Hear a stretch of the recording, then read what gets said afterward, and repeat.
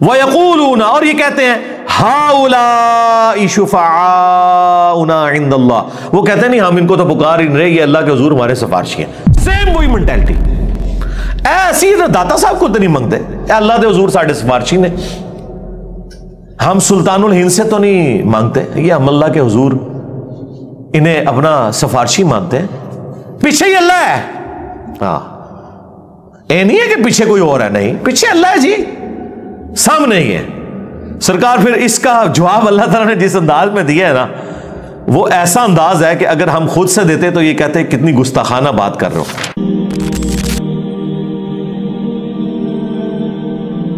وَيَعْبُدُونَ مِن دُونِ اللَّهِ، اور یہ عبادت کرتے ہیں اللہ کے سوا ان ہستیوں کی، مَا لَا يَضُرُّهُمْ وَلَا يَنْفَعُهُمْ، جو نہ انہیں کوئی نقصان دے سکتی ہیں نہ کوئی نفع. اچھا فوراً جب آپ توحید کے اوپر آیات پڑھیں تو یہ کہتے ہیں نہیں ہم نے تو کبھی کسی بابے کی عبادت کی نہیں. دیکھیں جی ہم تو اللہ کا بندہ ہی مانتے ہیں. اگلا حصہ چھوڑ دیتے ہیں. اللہ تعالیٰ نفی صرف عبادت کے اعتبار سے نہیں کر رہا، بلکہ یہ بھی کر رہا ہے کہ یہ ہستیاں نہ کسی کو نقصان دے سکتی ہیں نہ نفع.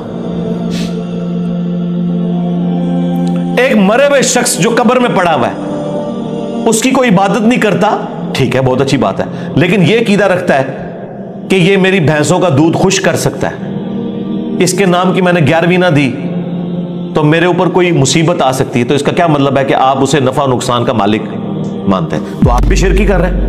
اور شرک کیا ہے؟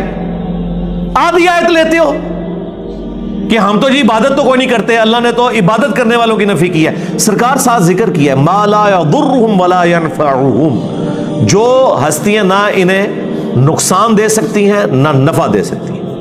وَيَقُولُونَ اور یہ کہتے ہیں هَؤُلَاءِ شُفَعَاؤُنَا عِندَ اللَّهِ، وہ کہتے ہیں نہیں ہم ان کو تو پکار ہی نہیں رہے، یہ اللہ کے حضور ہمارے سفارشی ہیں. سیم وہی مینٹیلٹی.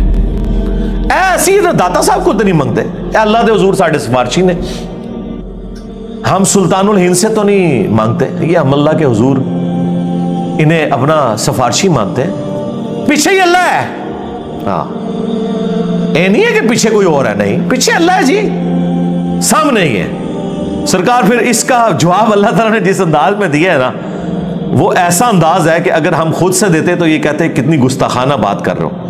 اللہ تعالیٰ فرما رہا ہے قُلْ أَتُنَبِّئُونَ اللَّهَ بِمَا لَا يَعْلَمُ فِي السَّمَاوَاتِ وَلَا فِي الْأَرْضِ، کیا تم اللہ کو وہ بات بتا رہے ہو کہ جو اللہ کے علم میں بھی نہیں ہے، نہ آسمانوں میں اور نہ زمین کے اندر.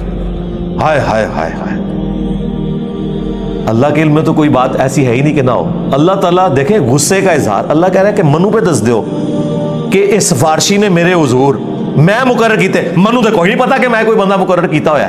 ہائے ہائے ہائے، اللہ کو تو پتہ ہی نہیں ہے کہ کوئی داتا صاحب بھی ہیں.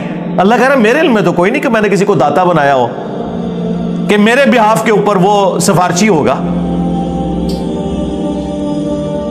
سبحانہ وتعالی عما یشرکون، پاک ہے وہ ہستی، بہت بلند ہے ہر اس شرک سے جو لوگ اس کی طرف منسوب کرتے ہیں. اور مشرکوں اللہ کو کوئی فرق نہیں پڑتا، یہ جو تم نے غلیظ عقیدے وابستہ کر دیے اور ہستیوں کے ساتھ، اللہ کو اس سے کوئی فرق نہیں پڑتا. وَلِعَاذُ بِاللَّهِ تعالی. دیکھیں جی اللہ تعالیٰ تو اپنے عقائد اور نظریات کے اعتبار سے بالکل سچی اور کھری توحید قرآن میں بیان کر رہا ہے، کسی کو بری لگے کسی کو اچھی لگے. اللہ تعالیٰ نے یہ بھی پرواہ نہیں کی کہ لوگ کیا بات کریں گے، کس لیول پہ اتر کے اللہ تعالیٰ بتا رہے ہیں. آپ دیکھیں اس سے بہتر اور کیا انداز، سمپل اور بہتر اور بالکل کھلا ڈلا. اللہ تعالیٰ فرما رہا ہے اے نبی ان سے فرماؤ اتنبئون اللہ بما لا يعلم فی السماوات ولا فی الارض، کیا تم اللہ کو بتا رہے ہو وہ چیز جو اللہ کے علم میں تو زمین و آسمانوں کے اندر ہے ہی نہیں ہے، کہ کوئی اللہ نے اپنا کوئی سفارشی مقرر کیا ہوا ہے کہ جو نفع نقصان کا مالک ہے. جب ہم نئے نئے ریورٹ ہوئے نا، 2008-9 کی بات ہے، تو میں ایک اور سائٹ پہ اپنے بھائیوں کے ساتھ گیا، تو وہاں ایک دعوت اسلامی کے بھائی تھے،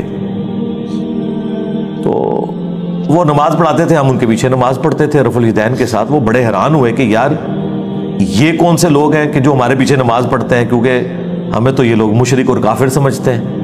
اب انہیں پتہ ہی نہیں تھا کہ یہ مخلوق کون سی ہے.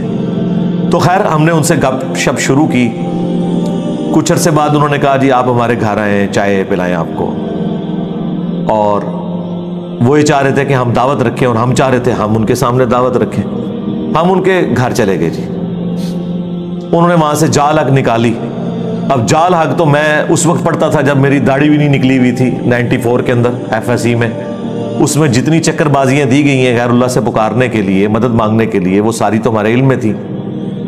تو وہ کہنے لگا آپ کو ہم پہ اعتراض کیا ہے؟ تو میں نے ان کو یہی آیات پیش کی کہ بھائی آپ کا جو عقیدہ ہے نا مرے ہوئے لوگوں کے بارے میں، ظاہری اس باب میں تو آپ کافر سے بھی مدد لیں، وَتَعَاوَنُوا عَلَى الْبِرِّ وَالتَّقْوَى وَلَا تَعَاوَنُوا عَلَى الْإِثْمِ وَالْعُدْوَانِ، نیکی پرہیزگاری کے کاموں میں ایک دوسرے کی مدد کرو، برائی میں الگ رہو۔ لیکن جو دعا ہے یہ صرف اللہ کے ساتھ خاص ہے، إِيَّاكَ نَعْبُدُ وَإِيَّاكَ نَسْتَعِينُ، عبادت اللہ کی ہوگی، مدد اس سے مانگی جائے گی دعا والی۔ اَمَّن يُجِيبُ الْمُضْطَرَّ إِذَا دَعَاهُ، بھلا بتاؤ تو کون ہے جو تکلیف میں گھرے ہوئے شخص کی فریاد کو سنتا ہے، وَيَكْشِفُ السُّوءَ، اور اس سے اس کی برائی کو دور کر دیتا ہے، وَيَجْعَلُكُمْ خُلَفَاءَ الْأَرْضِ، اور تمہیں زمین پر اگلوں کا خلیفہ کرتا ہے۔ أَإِلَٰهٌ مَّعَ اللَّهِ، کیا اللہ کے ساتھ کوئی اور معبود بھی ہے جس کی یہ کوالٹیز ہوں؟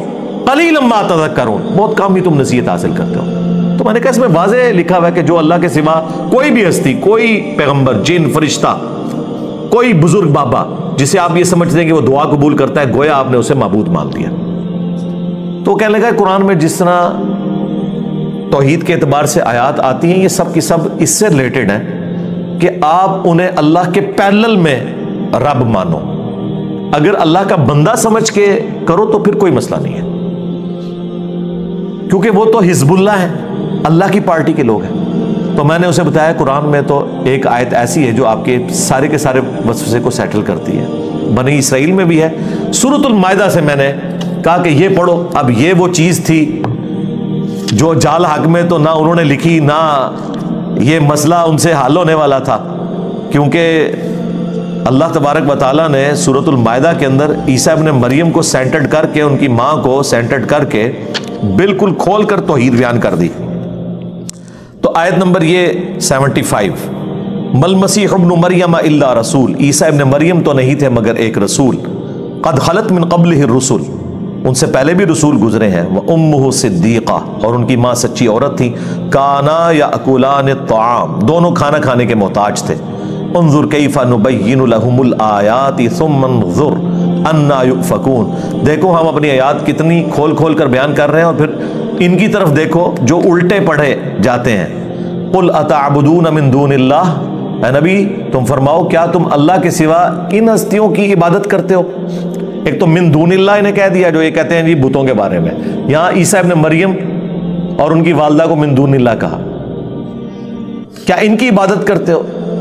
تو کہنے لگا دیکھیں نا جی ہم تو عبادت نہیں کرتے، ہم انہیں اللہ کا بندہ مانتے۔ میں نے کہا نال لکھے ہے ما لا یملک لکم ضر ولا نفع، جو نہ تمہارے نقصان کے مالک ہے نہ نفع کے، واللہ هو السمیع العلیم، اور اللہ ہی سننے والا علم ہے۔